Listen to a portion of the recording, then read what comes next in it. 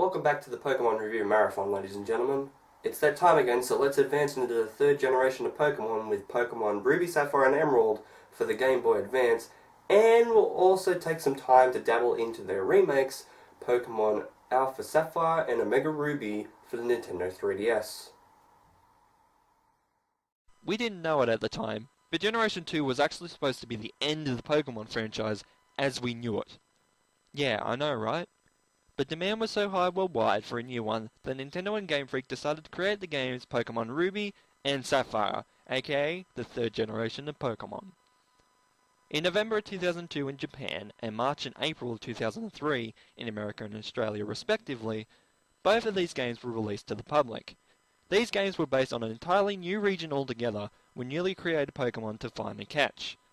In September 2004 in Japan, and May and June of 2005 in America and Australia respectively, the third game of the set, Pokemon Emerald, was released with added bells and whistles to the original Ruby and Sapphire. There were many changes to the formula here, so let's go over the main plot to get ourselves more comfortable in this new part of the Pokemon world. This generation is set in a new region called Hoenn, but a lot of the mechanics in terms of overall plot are about the same as Gen 1 and Gen 2. You'll start your journey in Littleroot Town, where your family has just moved in from the Johto region after your father, Norman, became the leader of the Petalburg City Gym. That's right, we have a dad in this generation. The story starts off with you riding in the moving van, which arrives in Littleroot Town. Apparently we're looking after all the packed boxes, but I don't know if our mother loves us nearly as much as we think.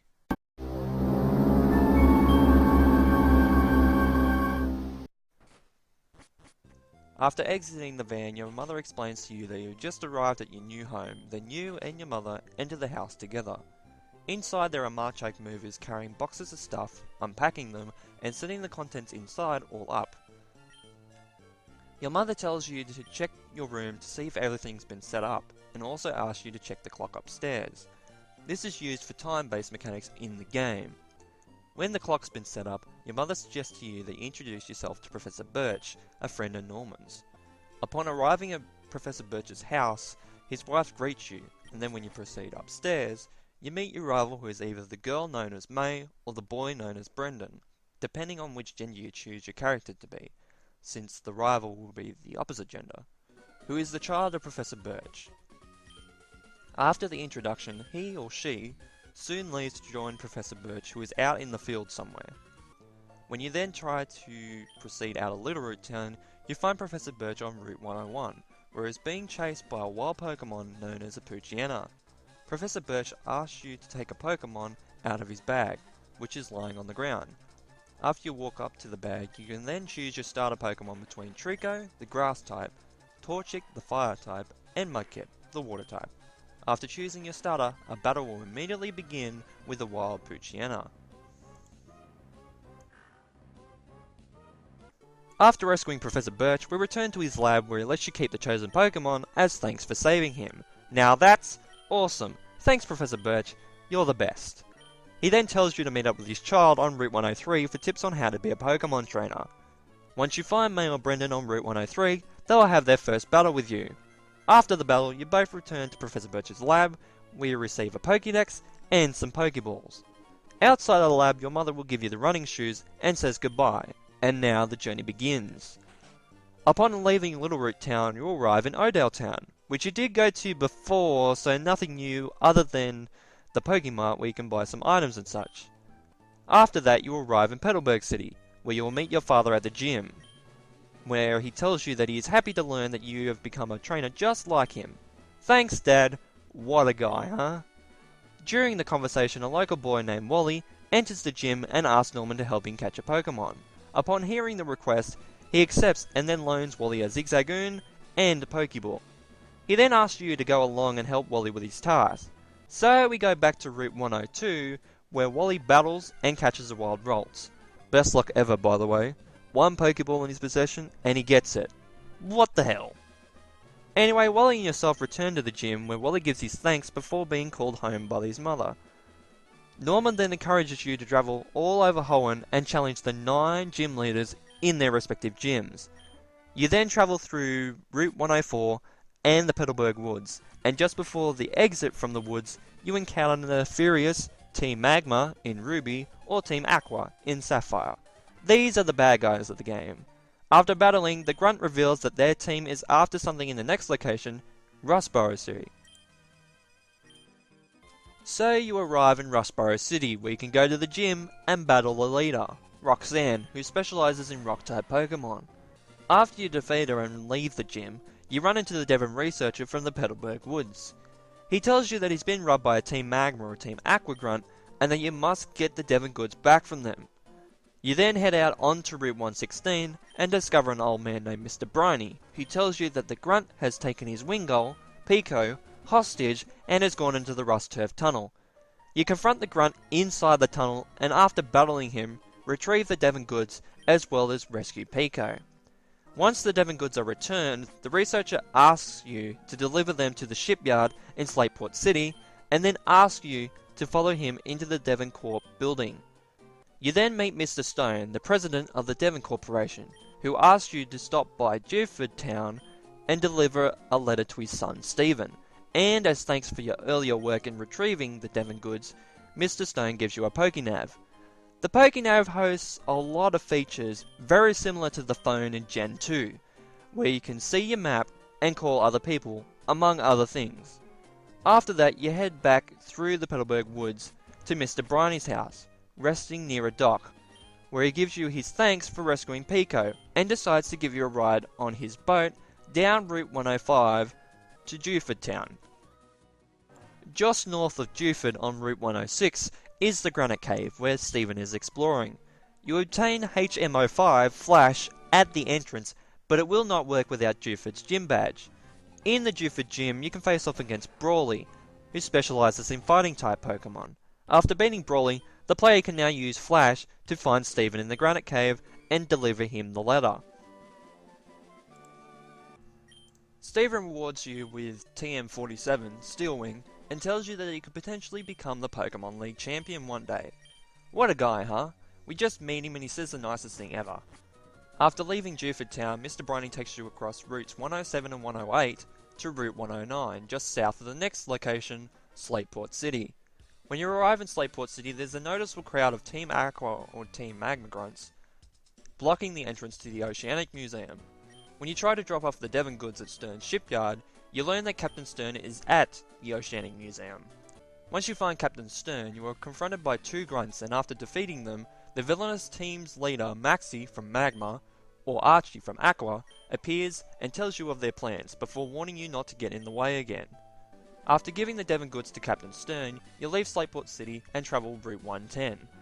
After encountering and battling May or Brendan again, you arrive in Morville City. Outside the Morville gym, you'll find Wally and his uncle having a conversation. Wally then challenges you to a battle to prove to his uncle that he's ready for the gym. After the battle, Wally's uncle invites you to visit Verniturf Town sometime. Now you can proceed into the Morville City gym, home of the leader Watson, who specializes in electric-type Pokemon. To make it to Watson though, you have to find and use the switches to change the direction and positioning of some electric gates, which act as barriers. This puzzle is not as hard as Lieutenant Surge's gym from Gen 1, thankfully, but I thought I'd give you a heads up anyway.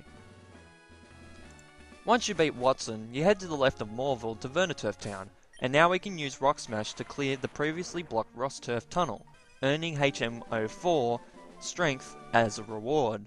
Next we return to Morville and travel through routes 111 and 112 to the Fury Path, a very short cave pathway. When you exit out of the Fury Path, you continue along Route 113 to Featherball Town. Inside the Featherball Pokemon Center, you meet Lynette, who invites you to her house on Route 114. No, it's not for that. We're still only 10 years old here, get those thoughts out of your mind. Now we arrive at her house and we find out she's the mind behind the Pokemon storage system in this region, just like Bill in Generation 1. At the end of Route 114 is Meteor Falls, another cave dungeon where inside you find Team Magma and Team Aqua. This time they've stolen a valuable meteorite from Professor Cosmo. Suddenly the scene is interrupted by the appearance of the opposite team, which causes the thieves to retreat to Mount Chimney with the stolen meteorite. So now we have to give chase after them by heading north of Morville, towards the mountain known as Mount Chimney. At the top of the mountain, Team Magma and Team Aqua can be found fighting over the meteorite. After fighting more grunts and then an admin of the evil team, Tabitha and Ruby, and Matt and Sapphire, you find Maxie or Archie using the meteorite in a strange machine. The leader then decides to battle you since you got in the way. After defeating the leader, the two teams leave the mountain while the leader leaves the meteorite in the machine, so we can take it and give it back now. Taking the southern path that was blocked by the battling teams, you exit Mount Chimney and reach Lava Ridge Town, home to Lava Ridge Gym and its leader Flannery, who specialises in Fire-type Pokemon. After defeating Flannery, you are given the Go-Goggles by male Brendan, who suggests that you challenge your father at the Petalburg Gym. So it turns into a venture back to Petalburg via the Rustturf Tunnel and Rustboro City. After you arrive in Petalburg City, you can face off against your father, Norman, who specialises in Normal-type Pokemon. After defeating your dad, you can visit Wally's father at his house, where he gives you HMO3, Surf. As you then travel through Route 118, just east of Morville City, you encounter Steven once again. After the encounter, you can then continue through Route 119, reaching the Weather Institute, which is being attacked by Team Magma and Team Aqua in search of the weather Pokemon that the Institute has created. After battling the grunts and facing off with an admin, Courtney and Ruby and Shelly and Sapphire, you save the Institute and are given the Pokemon Castform as a reward from one of the workers. Shortly after leaving the Institute, male Brendan appears and battles you again. After the battle they give you HMO2, Fly. Continuing through Route 119 will bring you to Fort Tree City, but you can't challenge the gym just yet because something invisible is blocking the entrance. On Route 120, you once again meet Steven and he gives you the Devon Scope, which allows you to enter the gym by revealing the invisible thing to be the Pokemon Kecleon. After the Pokemon runs away, we can proceed into the Fort Tree City Gym, home of Winona, who specialises in flying-type Pokemon. When I was a young person, her Altaria always gave me shit since my Pokemon were weak to flying-type moves and would just keep using Aerial Ace and not miss. Anyway, after that, the quest continues along routes 120 and 121, heading towards the next town, Lily Cove City. On Route 121, there are some grunts from Team Magma and Team Aqua discussing their plan to go to Mount Pier, and upon arriving in Lily Cove, we find it crawling with more grunts. Outside of the Lily Cove department store, you battle male Brendan again. After the battle, you head off to Mount Pier to drive out Team Magma and Team Aqua. At the summit of Mount Pier, you find Maxie or Archie again, who have taken the blue orb in Ruby, or the red orb in Sapphire, and proclaims to you that you have arrived too late to stop him, and then Team Magma, Team Aqua, leaves and heads for Slateport City. The old couple that watch over the orbs tells you to stop Team Magma or Aqua, and they give you the stolen orb's counterpart. Upon returning to Slateport City, you find that Captain Stern has discovered an undersea cavern on Route 128. Then Team Magma or Aqua suddenly appears and takes over the Captain's research submarine. Maxie or Archie again taunts you, and he mentions that the team's hideout is in Lily Cove City.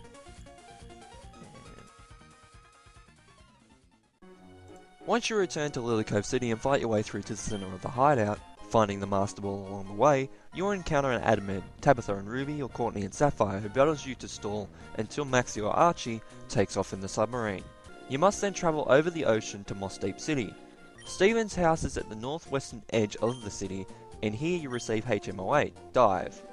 Next you can face off in the Moss Deep City Gym and challenge leaders Tate and Lisa, who specialise in Psychic-type Pokemon, and also double battles.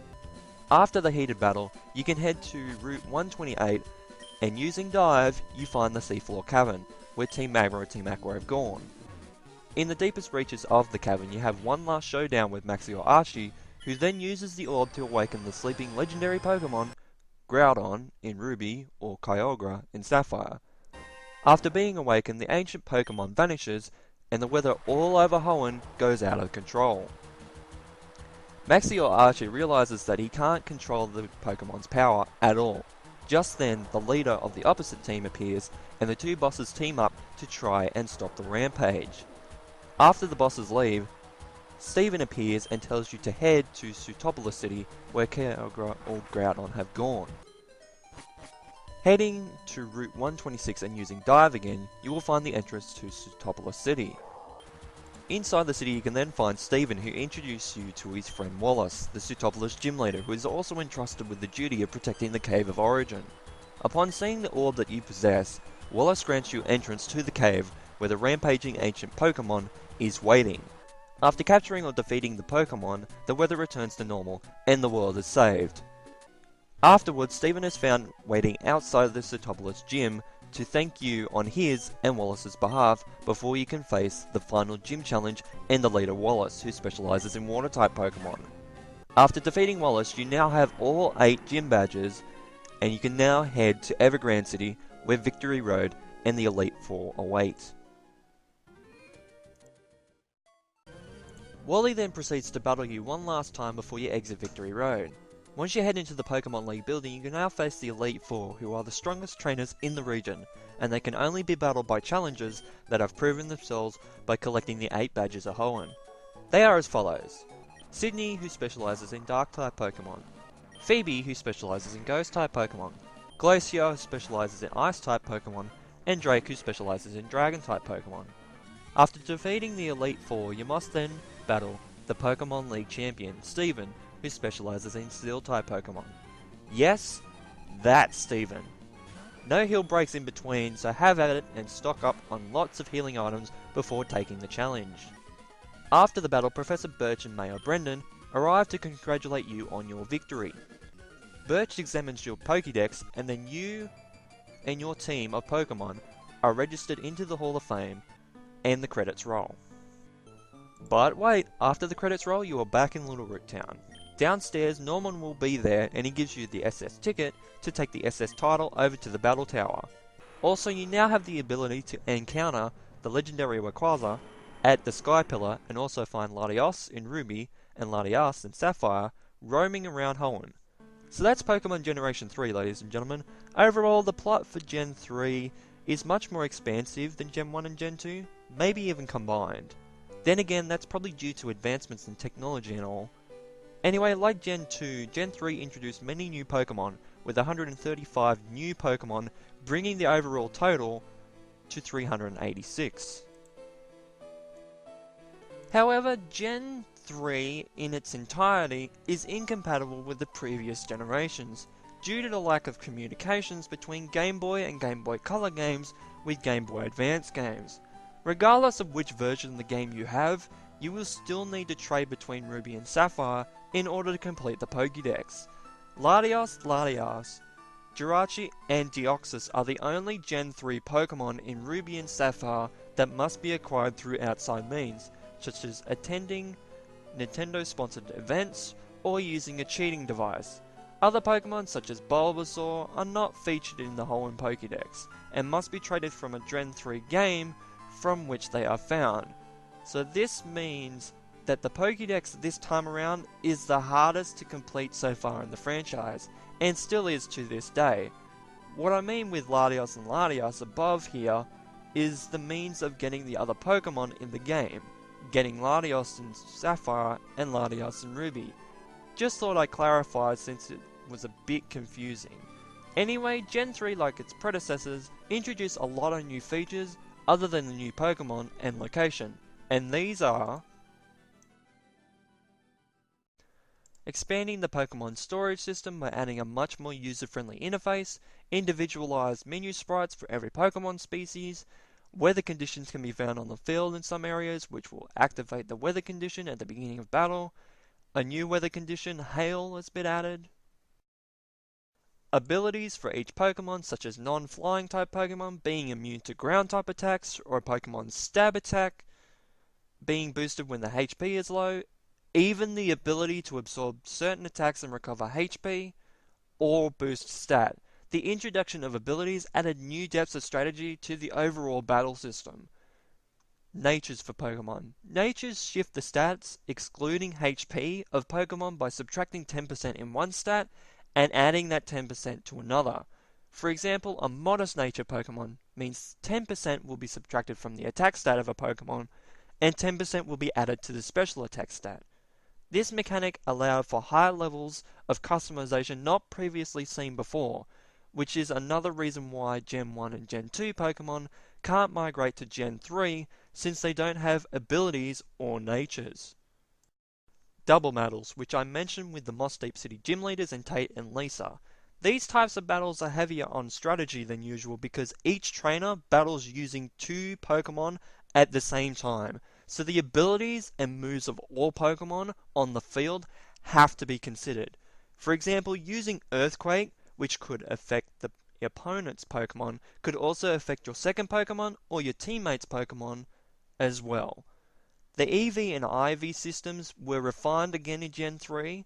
The maximum IV a stat could have was boosted from 15 to 31, and a Pokemon's gender was no longer determined by the IV of its attack stat, which made it possible to have female Pokemon with maximum attack IVs, something that hadn't been possible before.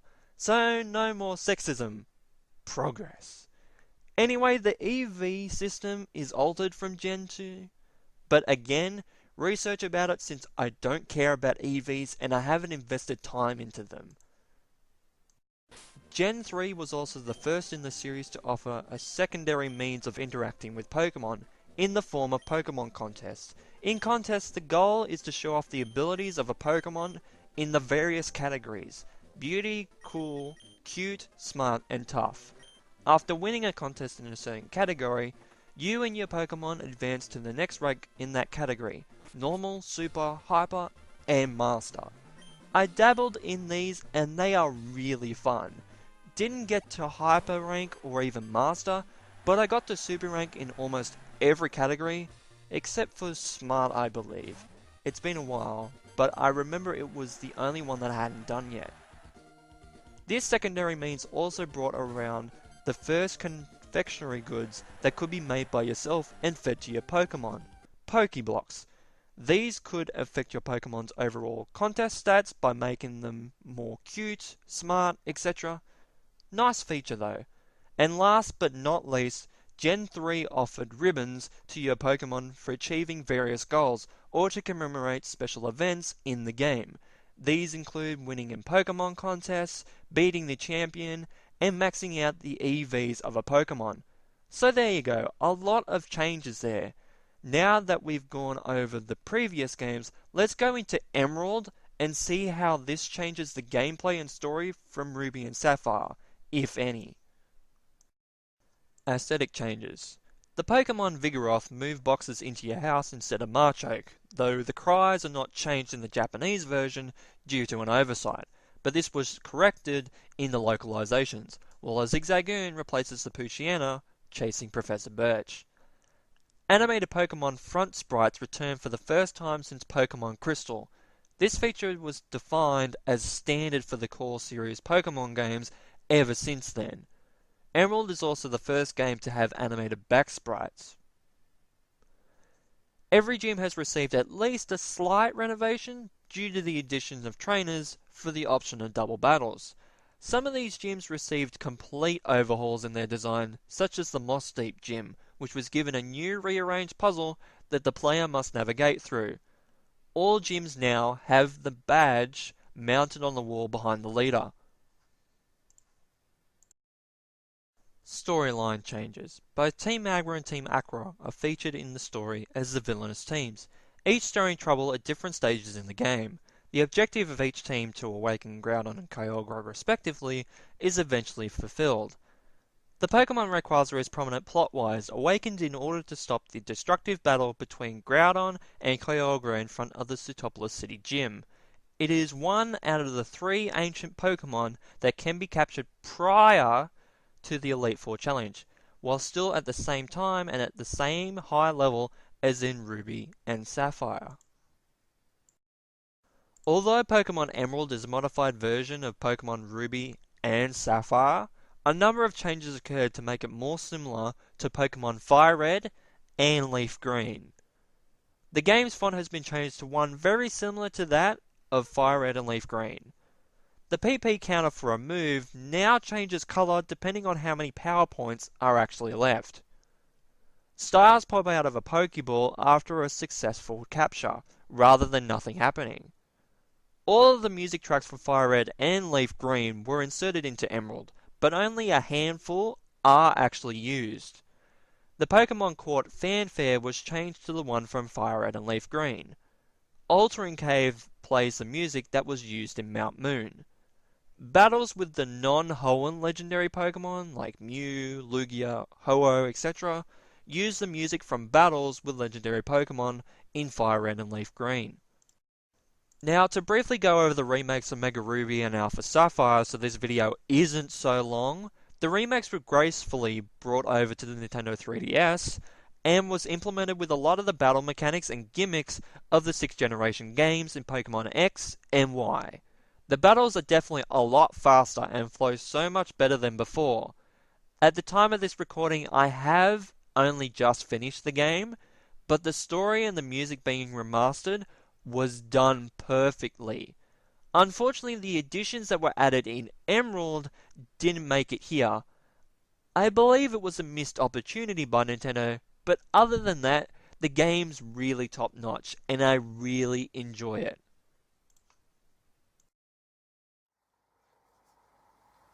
So next time we meet, we're heading into a new region again with Generation 4 with Pokemon Diamond, Pearl, and Platinum for the Nintendo DS.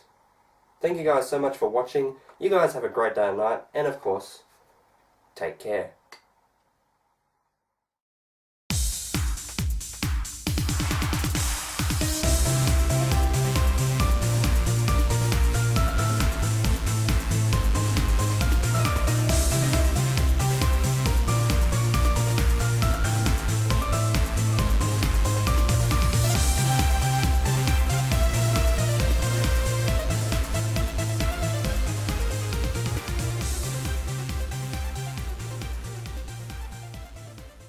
By Dewford Town and deliver a letter to his son, Stephen. And as thanks for your earlier work in retrieving the Devering... That was so bad. To drive out Team Magra Aqua. At the summit of Mount Pia, you find Machi...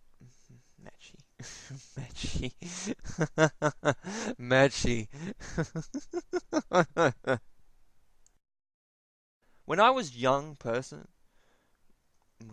When I was young person. What the fuck? When I was young person. The grammar. Grammar is bad. Grammar is apparently really bad. Oh, man. Next, you can face off in the Moss City. Moss City. Fuck. After deleting them from existence. That's bad. Oh my god.